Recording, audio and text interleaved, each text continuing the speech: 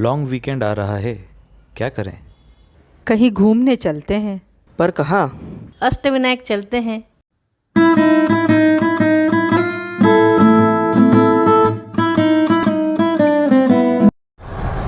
सुप्रभात मित्रों, नमस्कार।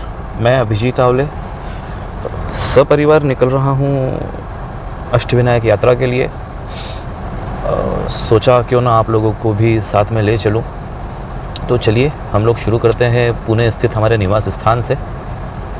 आज है तारीख 16 अगस्त 2024। सुबह का समय है, बज रही है लगभग 6:30 और हम निकल रहे हैं पुणे से हमारे पहले अष्टविनायक में से पहले स्थान मोरगांव मयूरेश्वर मंदिर के लिए। तो चलिए हम शुरू करते हैं। तो ट्रिप करते हैं हम सेट।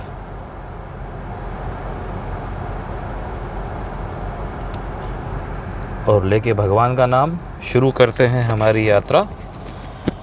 बोलो गणपति बप्पा, सियावर रामचंद्र की।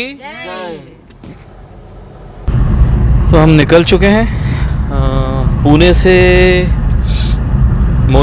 मोरगांव की दूरी लगभग 60 किलोमीटर है। और सुबह का समय होने के कारण आशा तो यही करते हैं हम कि हमें ज़्यादा ट्रैफिक ना मिले।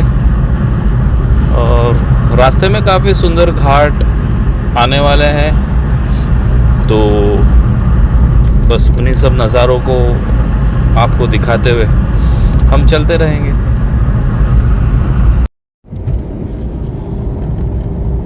तो ये अब शुरू होने वाला है दिवे घाट, जो कि पुणे से निकलते समय और सासवड़ की ओर जब हम जाते हैं उस समय आता है।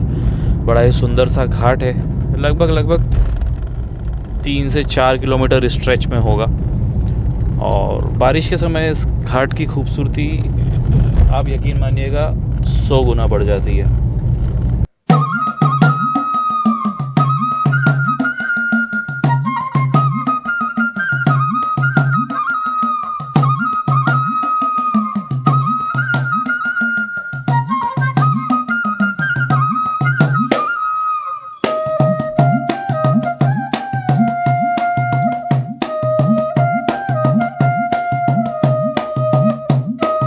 मित्रों, सत्य बात बता रहा हूँ आप सभी को, महाराष्ट्र की खूबसूरती, जो नैसर्गिक सुंदरता है, वो अद्वितीय है।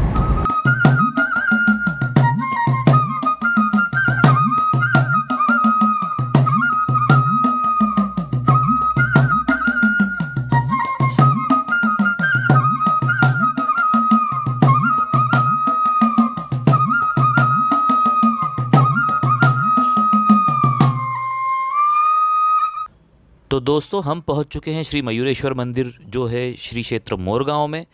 गाड़ी हमने कर दी है पार्क, मंदिर के पार्किंग में ले लिया है हमने प्रसाद, और हम चल पड़े हैं गणपति बप्पा के दर्शन के लिए। आइए हम दर्शन करते हैं। तो दोस्तों, मोरगांव से दर्शन करके अष्टविनायक के दूसरे गणपति श्री सिद्धिविनायक सिद्धटेक के लिए निकल चुके हैं। हम लगभग 8 बजे के आसपास हम लोग मोरगांव पहुंच गए थे। और अभी बज रहे हैं 8:45।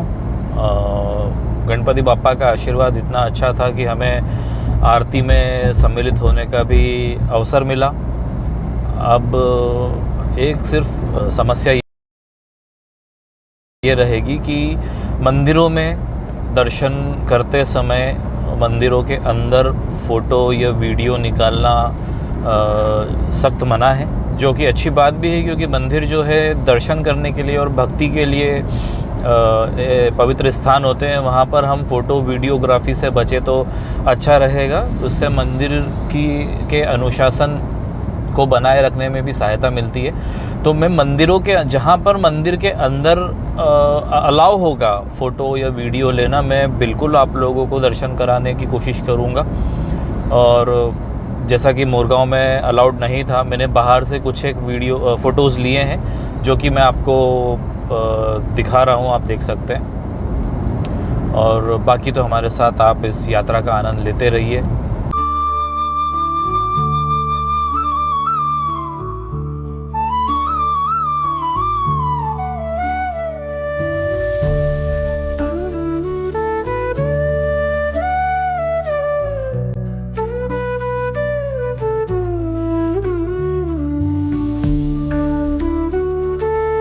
हमें लगा हम लोग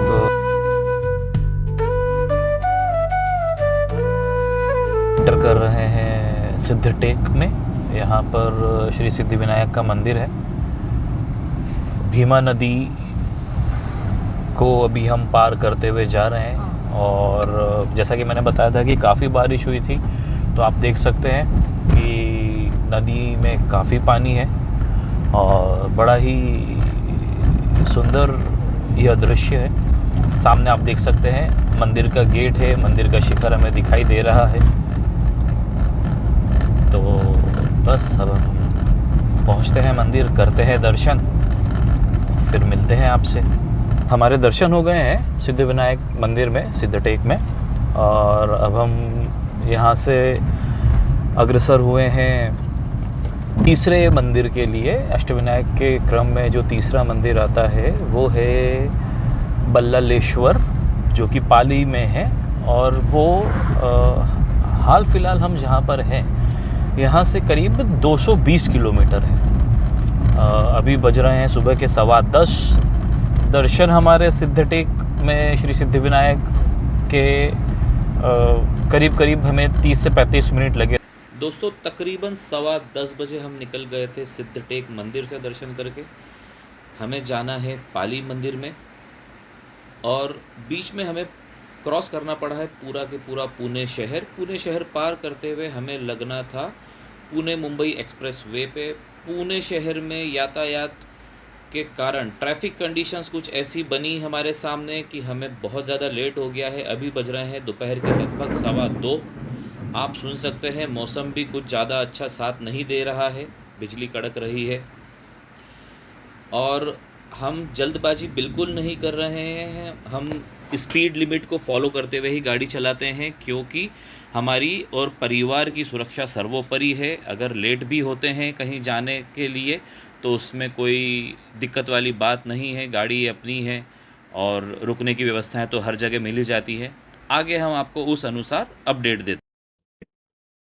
तो दोस्तों, आखिरकार हमें पाली गणपति से करीब 15 किलोमीटर पहले एक अच्छी जगह मिल गई। और यहाँ पर अब हम खाने की तैयारी में लगे हुए हैं। तो पूछते हैं हमारे किचन मास्टर से कि भाई आज क्या बनाया जा रहा है। हाँ, तो शानू जी, फिर क्या बनाया जा रहा है आज हमारे किचन में? अभी बहुत तेज़ से भूख लगी है, तो सबसे पहले हम अरवी के पत्ते के भजिए खाएंगे गरम गरम। उसके बाद सोचते हैं क्या खाना चाहते हैं आज, आप बताइए। वैसे दोस्तों, हम लोग सुबह जल्दी निकले थे तो हम थोड़े पराठे घर से बना कर ले आए हैं। और अब इन भजियों के बाद में हम देखते हैं क्या सब्ज़ी बनाई जाएगी। खाना खाएंगे, बड़ी तेज़ की भूख लगी है। समय बहुत हो चुका है, दोपहर की 3 बजने को है। तो फिर एक बार खाना डिसाइड हो जाता है, फिर हम आपको बताते हैं।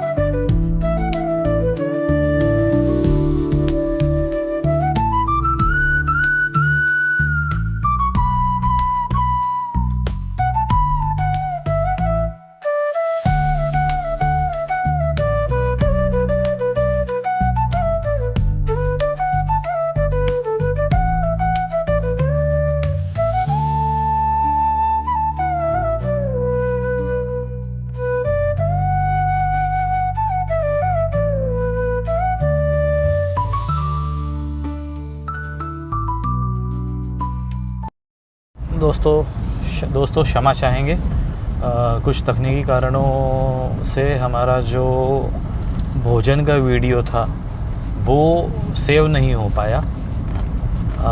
खैर हम लोग वो 15 किलोमीटर जो बचे थे वो पार करके पहुंच चुके हैं बल्लालेश्वर मंदिर पाली में। बज रहे हैं दोपहर के 4:15 और दर्शन करते हैं भगवान के और उसके बाद आपको बताते हैं कि हमारा शाम का क्या योजना रहेगी और हम लोग यहाँ के बाद में हम आगे महड़ के लिए प्रस्थान करेंगे या नहीं करेंगे, तो आप बने रहिए वीडियो में। तो दोस्तों हमारे दर्शन पाली में श्री बल्लालेश्वर गणपति के दर्शन हो चुके हैं।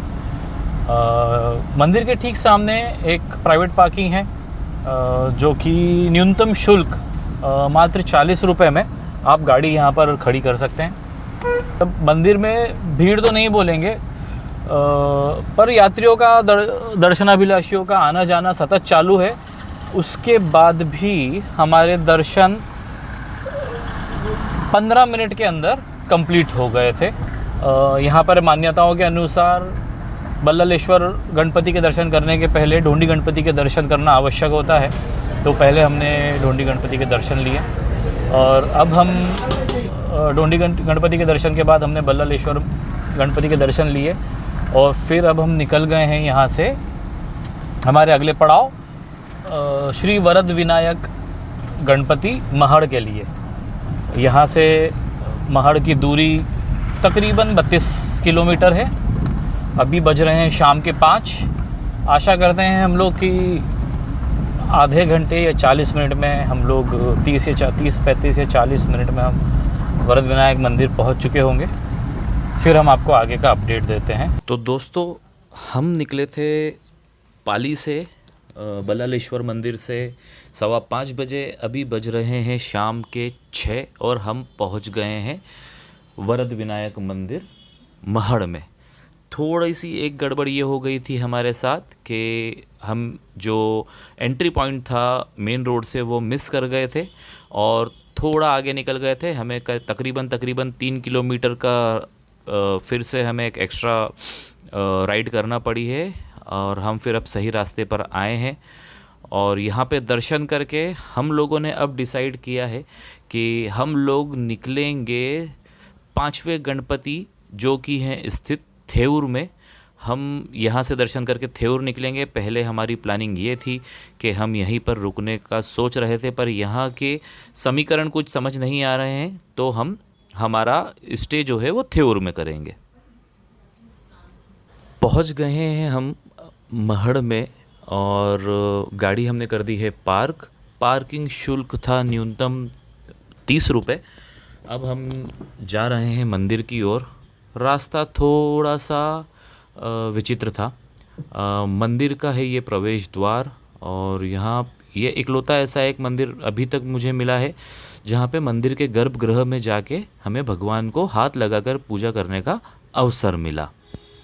मंदिर के थोड़ी पीछे है एक सुंदर सा तालाब। हमने तालाब के पास थोड़ा समय व्यतीत किया और फिर हम निकल गए।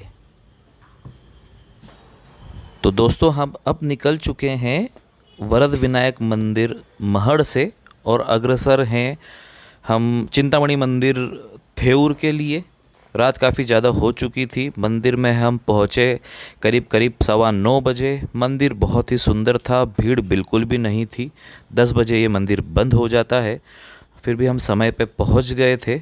यहाँ पे हमने बहुत शांति से लिए भगवान के दर्शन और अब यहाँ पे दर्शन लेने के बाद में हम हमारे आज रात्रि के का जो स्थान रहेगा, जहाँ पे हम लोग विश्राम स्थान हमारा रहेगा, वहाँ के लिए हो रहे हैं अग्रसर। काफ़ी शांत वातावरण था मंदिर में। हम निकल चुके, काफ़ी रात ज़्यादा हो गई थी तो फिर हम बहुत ज़्यादा कुछ शूट कर नहीं पाए आप लोगों के लिए और हम निकल पड़े। बज चुकी है रात की 11। हम लोग पहुंच चुके हैं हमारे रिज़ॉर्ट जहां पे हम लोग स्टे करने वाले थे। बहुत ज़ोरों की भूख लगी थी तो जल्दी जल्दी मैंने सेके पापड़। तभी हमारा मूड हुआ कि हम लोग दाल ढोकली खाएंगे। मम्मी जी ने मेरा पूरा सहयोग किया और मम्मी जी ने जल्दी जल्दी दाल ढोकली के लिए ढोकली तैयार की। जब तक मम्मी जी ढोकली तैयार कर रहे थे, मैंने बनाई दाल, और जैसे ही ढोकली आई मैंने तुरंत दाल और ढोकली को मिक्स करके लगाया प्रेशर। प्रेशर लगाते ही तुरंत हमारी दाल ढोकली हो गई तैयार। दाल ढोकली तैयार होते ही हम लोगों ने दाल ढोकली खाई। हम लोग बहुत थक चुके थे, तो दाल ढोकली खाते ही हम लोग तुरंत सो गए। सुप्रभात दोस्तों, हो गई है सुबह और हम भी हो गए हैं रेडी हमारे अगले मंदिर दर्शन के लिए। तभी मैंने सोचा क्यों ना चलने के पहले नाश्ता किया जाए, तो मैंने फटाफट बनाया इंदौरी पोहा और लेमन टी।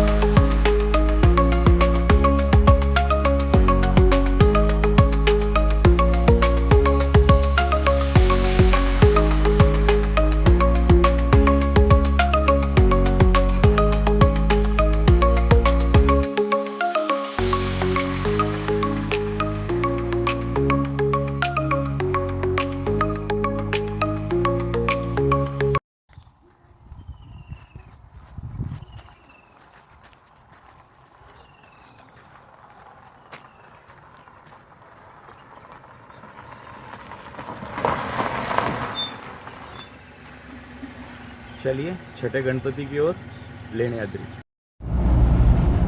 तो दोस्तों हम लोग निकल चुके हैं थेऊर से। अब हम लोग जा रहे हैं गिरिजात्मज गणपति के दर्शन के लिए, जो कि है लेण्याद्री में, जुन्नर के नज़दीक है ये। वहाँ पर मंदिर जो है गुफाओं के अंदर है। और लगभग हम लोग निकले हैं थेऊर से 9 बजे और 120 किलोमीटर का डिस्टेंस है, दूरी है थेऊर और लेण्याद्री गणपति के बीच में। तो हम जैसे ही पहुंचते हैं लेण्याद्री, हम करेंगे दर्शन, आपको दिखाने की कोशिश करेंगे वहाँ के सुंदर नज़ारे।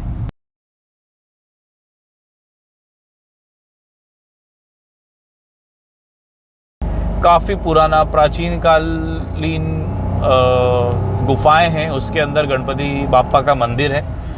तो अब हम यहाँ पे गाड़ी पार्क करेंगे और फिर हम चलना चालू करेंगे ऊपर की ओर। करीब करीब 280 से 300 सीढ़ियाँ हैं। तो हम चलते हैं ऊपर और शेयर करते हैं आपसे। पहले गाड़ी पार्क कर लेते हैं।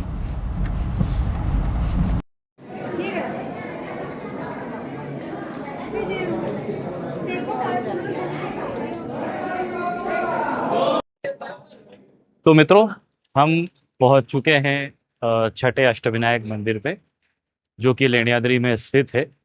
गिरिजात्मज गणपति के नाम से इन्हें जाना जाता है। करीब 280 सीढ़ियां हैं। माता जी की उम्र का ध्यान रखते हुए और स्वास्थ्य संबंधी समस्याओं का ध्यान रखते हुए हमने उन्हें डोली करवा दी थी। डोली पालकी यहाँ पे उपलब्ध है, जो कि शासन द्वारा नियंत्रित दरों पर मिलती है। 1000 रुपीज़, 1000 रुपये प्रति व्यक्ति डोली का चार्ज है। तो हमने माता जी को वो करवा दिया था। और एक बड़ा ही सुंदर मंदिर है, एक गुफा के अंदर है, केव के अंदर है। और यहाँ से हमें लगभग जुन्नर से लेके ओझर तक का काफ़ी कुछ नज़ारा देखने को मिलता है। एक चीज़ का विशेष ध्यान रखें कि जब आप आ रहे हैं यहाँ, तो अपने साथ में पार्किंग से निकलते समय छतरी और पानी की बोतल अवश्य रखें। बच्चों का ध्यान रखें और कोशिश करें कि खाने की सामग्री यदि आपके साथ है तो आपके बैग में रखें, कारण यहाँ पे वानर सेना बहुत ज़्यादा एक्टिव है, आपके हाथ से चीज़ें लेकर भागेगी। तो इन चीज़ों का ध्यान रखें। हाँ, ऊपर आने के बाद में जो गणपति बप्पा के हमें दर्शन होते हैं और जो नज़ारा देखने को मिलता है, तो वो सारी थकान हमारी उतर जाती है जो हमें ऊपर आते समय होती है।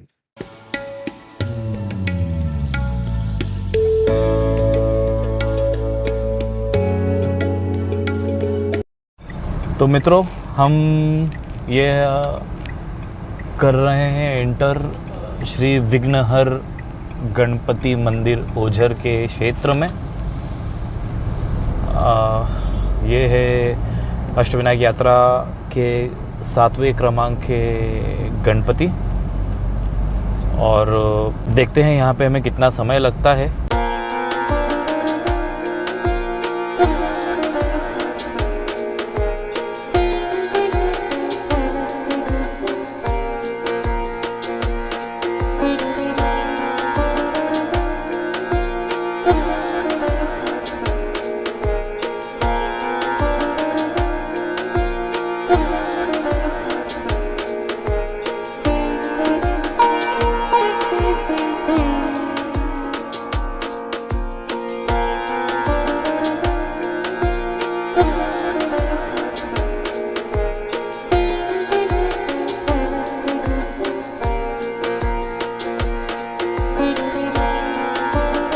तो दोस्तों, अब हम निकल चुके हैं ओझर से, विघ्नहर गणपति देवस्थान ओझर से निकल चुके हैं।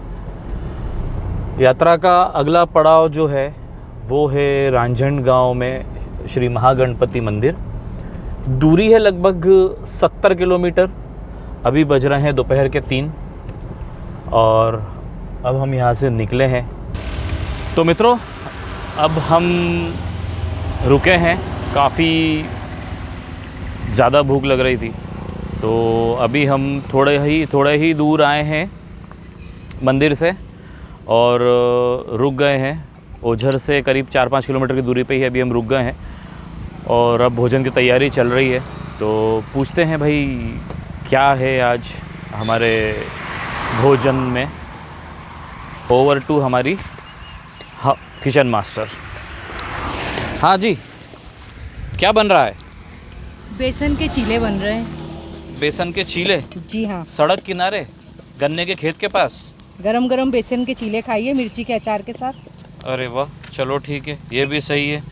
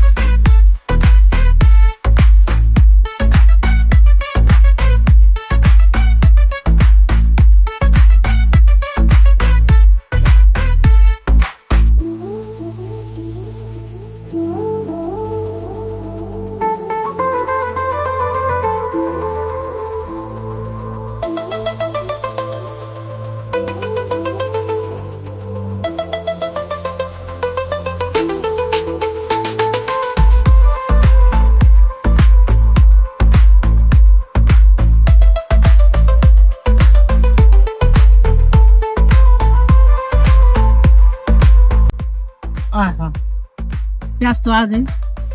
बहुत बढ़िया, बहुत बढ़िया, सच में मजेदार। तो दोस्तों, ये है महाराष्ट्र। अचानक से मौसम कभी भी बदल सकता है। हम लोग काफ़ी शांति से बैठ के हमारे चीलों का आनंद ले रहे थे और अचानक से बादल घिरा है।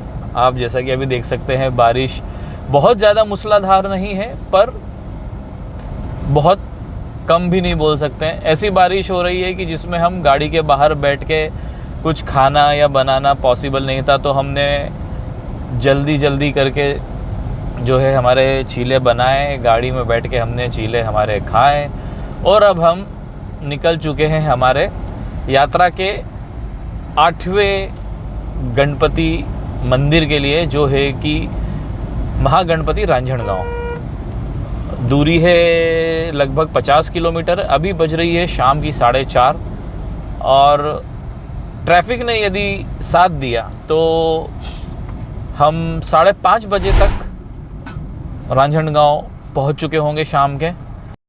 दोस्तों, चाहूँगा मैं आपसे क्षमा, क्योंकि मैंने कुछ क्षण पूर्व आपको बोला था कि बारिश तेज़ नहीं है, पर अब आप देख सकते हैं कि बारिश कितनी तेज़ हो रही है, गाड़ी चलाना भी मुश्किल हो रहा है।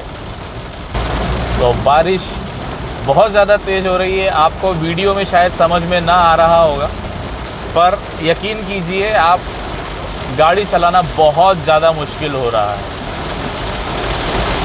विजिबिलिटी ऑलमोस्ट 25-30% है जिस पॉइंट ऑफ व्यू से मैं देख रहा हूँ। कैमरे की क्वालिटी के कारण कैमरे में आपको शायद क्लियर दिख पा रहा होगा, पर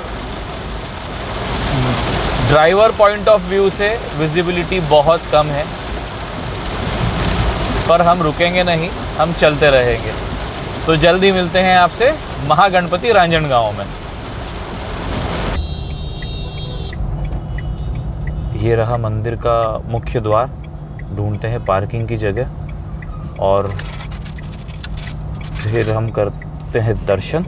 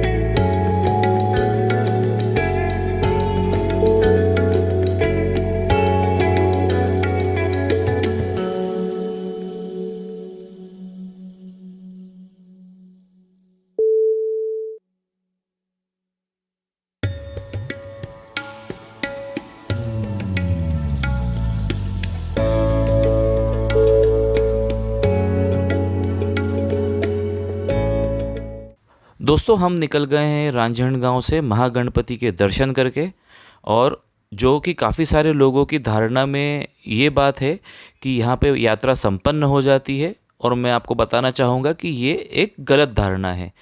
हमें अष्टविनायक यात्रा पूर्ण करने के लिए हमारा जो पहला मंदिर था मयूरेश्वर मंदिर मोरगांव स्थित, वहाँ पर जाकर गणपति बप्पा का दर्शन वापस लेना पड़ता है, उन्हें धन्यवाद देना पड़ता है, और उसके बाद में ही हमारी यात्रा संपन्न मानी जाती है। तो हम निकल चुके हैं मयूरेश्वर मंदिर मोरगांव के लिए। वक्रतुंड महाकाय सूर्यकोटि समप्रभ निर्विघ्नं कुरु मे देव सर्वकार्येषु सर्वदा। तो दोस्तों, ये हुआ हमारा अष्टविनायक यात्रा का समापन। हम लोग आ गए थे मोरगांव लगभग 8:45 बजे। दर्शन हमारे हो गए हैं। एक विशेष पूजा होती है जो अष्टविनायक यात्रा पूर्ण होने पर की जाती है, वो पूजा हमारी हो गई है, और अब हम प्रस्थान करेंगे हमारे घर, जो कि है पुणे में। और आशा करता हूँ कि आप लोगों को हमारे साथ में इस यात्रा में उतना ही आनंद आया होगा जितना हमें आया है, और गणपति बप्पा से यही प्रार्थना करता हूँ कि आप सभी को हमारे साथ की गई इस वर्चुअल यात्रा का उतना ही लाभ और उतना ही आशीर्वाद दें जितना हमें मिला है और मिलने वाला है। बाकी लगभग हमारा जो टोटल अभी तक का रन रहा है गाड़ी का, वो 700 किलोमीटर रहा है। कल सुबह 7 बजे हम लोग पुणे से निकले थे।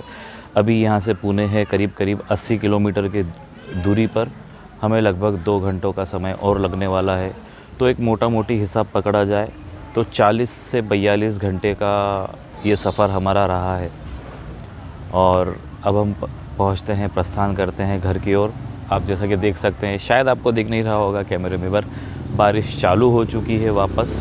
तो अब हम आपसे आज्ञा लेंगे, और इस वीडियो में अंतिम तक बने रहने के लिए हम आपका धन्यवाद करते हैं। यदि आपको यह वीडियो पसंद आया हो तो आप हमारा चैनल सब्सक्राइब कीजिए, लाइक कीजिए, शेयर कीजिए, और यात्रा से जुड़ा हुआ कोई भी प्रश्न यदि आपके मन में हो तो आप कमेंट में हमसे पूछ सकते हैं। हम कोशिश करेंगे जल्द से जल्द आपके उस प्रश्न का उत्तर देने की।